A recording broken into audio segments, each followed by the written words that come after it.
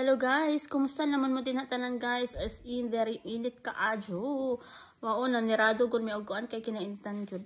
So our video for today, di ay ta guys, kaya nga magtiwas sa ta atong kuan. Katong yun sana ako pagpakuha sa pagfile sa kong kuan, sa kong anak nga ulitaw ba. So nagfile daw ko og group mo familial. So sayo na siya kayo guys. I-type na nimo sila sa site internet, yung nakadara sa France. Dumon ray group mo familial o nya ini-command. I-click na nimo siya, nya na stimulator kung pwede ba ka makakuha ka sa imuhang kuan.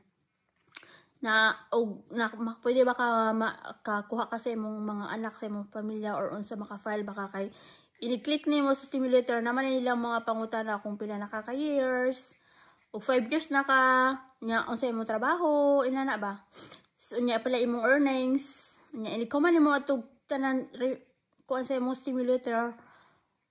I-command mo og kanang fill up tanan charot kan. Yan sila mga Bisaya maglibog og kuan.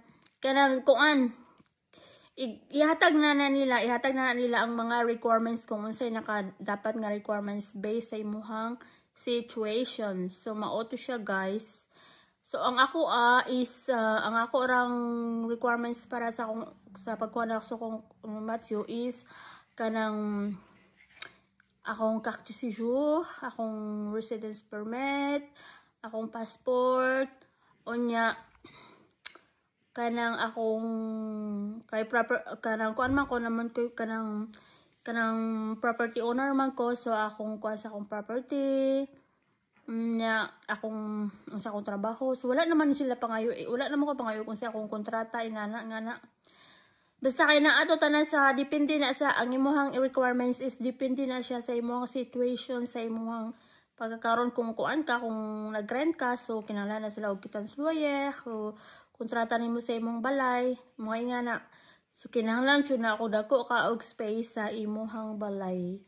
Unya ang imong income is kanang imong trabaho is kanang kuan, kanang CDE, kinahanglan ka stable jud imong trabaho guys. So maora man to siya after nag-file ko. Unya ang kinaimportantehan jud kayo guys, inig-submit nimo sa imong papel. Kay ako man to siyang gi-submit sa kanang kuan sa post office ra man to nako gi-submit nya, gisend nako sa asa nga prefecture sa Sergio man mi sa 95. Ang kinaimportantehan jud ato is ang kuan, ang pag naghimo ka og suwat personal letter, naa siya personal letter nga imuhang i-explain nga anong gusto nimong kuhaon na imuhang anak, nga anong gusto nimong kuhaon na imong pamilya. So ang kuan jud akong suggestion is kanang isulat jud ninyo ang kanang naa sa inyong kasing-kasing nga gusto jud mo manang makauban na nimo mga anak, ingana nga kanang ma-feel bitaw nila. Kay basahon mo nila. Feel na jud nila nga kanang kuan ba makatouch charot. Makatouch ba nga dugay na isulti nimo imong sitwasyon nga ano gibiyaan nimo. Nga gusto nimo magkit-an, gusto nimo magkauban.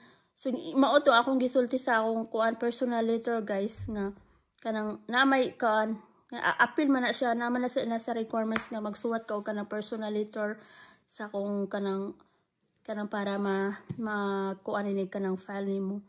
So mao to siya usa ka technique nga kanang ni kuan paminaw nako nga nadali nga wala na jud ko bitaw hasol-hasula pa kay gisen pag send na nako sa kong papel sa kong anak kay kuan naman after 2 years na pag nag-send ko karon.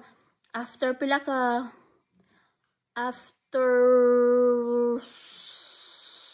months?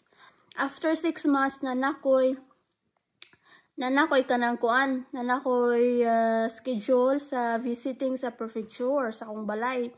Unya after adtoan nagkanang natanaw siya sa akong balay, tanan nag-check. After na check na niya tanan, nakapasara man ko sa akong balay, sa akong income. Sa income jud guys, kinaimportantehan jud nimo guys, kinahanglan ipagawas tanan nimo kung unsay mga imong kinahang mga income. Kay ang dili na pwede ang kanang imong madawas sa CAF, no, dili na kanang income jud nga naa kay kanang sweldo ba.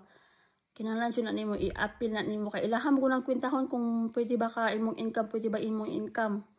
So ang akong income kasi single parents raman ko, akong income plus na may mila and extra income sa kanang sa insurance sa pagkatong sa akong bana. So ako to siyang gi-appeal guys, gitilok-tilok jud na ako kay karon makapasa ko kay ako ra gyud nagkuha na to, nag-sponsor ako ra man usa. So kaloy sa Ginoo nakapasar man ko. So mao to siya after adto another 6 months to another 6 months to 7 months naghuwat na sad ko. Unya gisendan na ko og kuan katong kanang pwede na maka-apply akong anak ngadto sa Pilipinas. So pagka-apply, pagka-abot na sa suwat ato gipadalahan nilag suko nilag suwat nga pwede na mag-apply, gipa-apply na ko diretso ang akong anak dito sa Pilipinas. Dito na po sa Pilipinas. Pero pag-apply niya sa Pilipinas, ang mga documents nang gitagaan na nga inig kuan na kay na yung mga kuan kanang list of documents ihatag nimo.